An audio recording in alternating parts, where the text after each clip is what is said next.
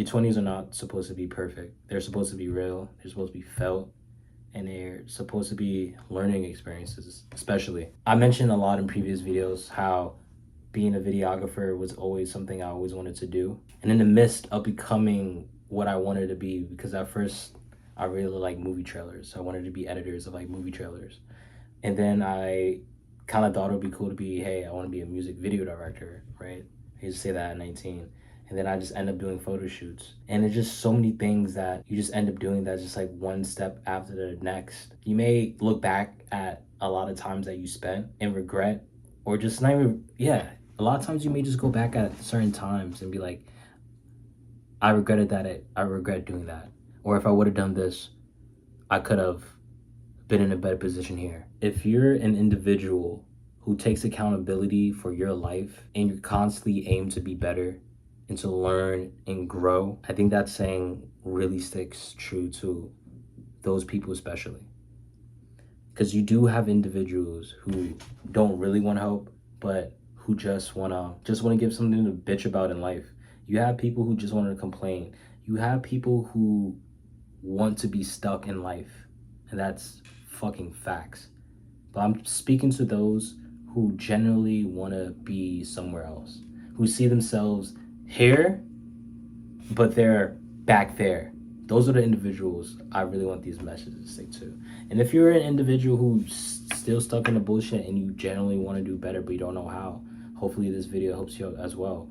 But your 20s are not supposed to be perfect. They're supposed to be real, felt, and the experience you go through now the experiences you're going through now are building you to be the better person you're meant to be in the future. Just be blessed in this modern day and age that we have time to fuck up. I'm not the biggest historian, but I'm pretty fucking for sure if this was like the 1920s, or even you go before that, probably like 1620s, 18, like probably most of the time in history, that saying probably didn't run true.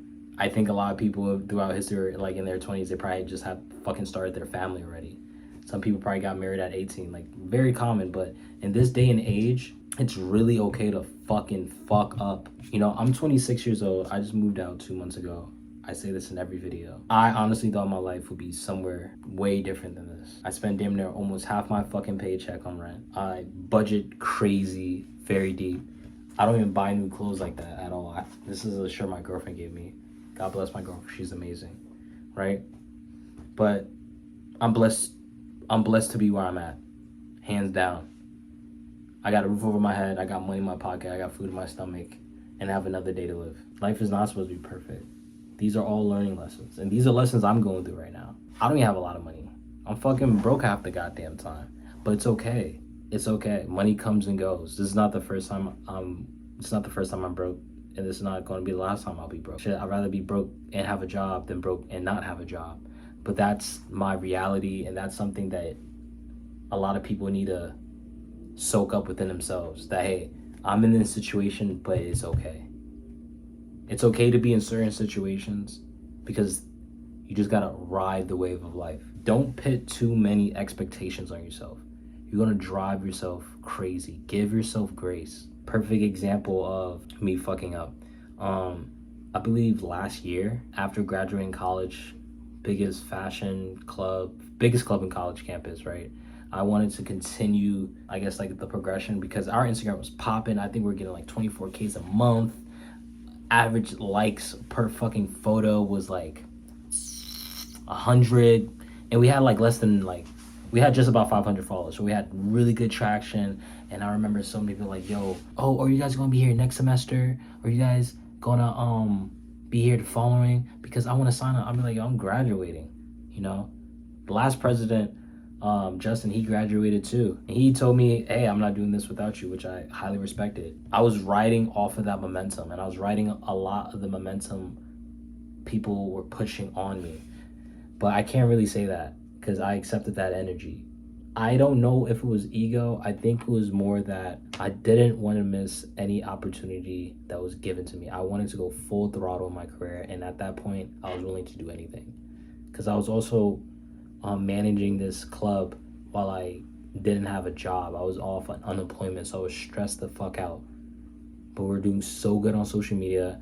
I think we collaborated with like Snow Milk, a brand, Gooey. I think like every semester we were collaborating with a brand. It wasn't major, but it was getting somewhere, and I did not want to lose this momentum. And I remember I was working at JFK night shifts from fucking 11 p.m. to 5 a.m. in the morning, right? That's the only job I could have got. I had so many interviews. That's the only job I could have got. It was horrible.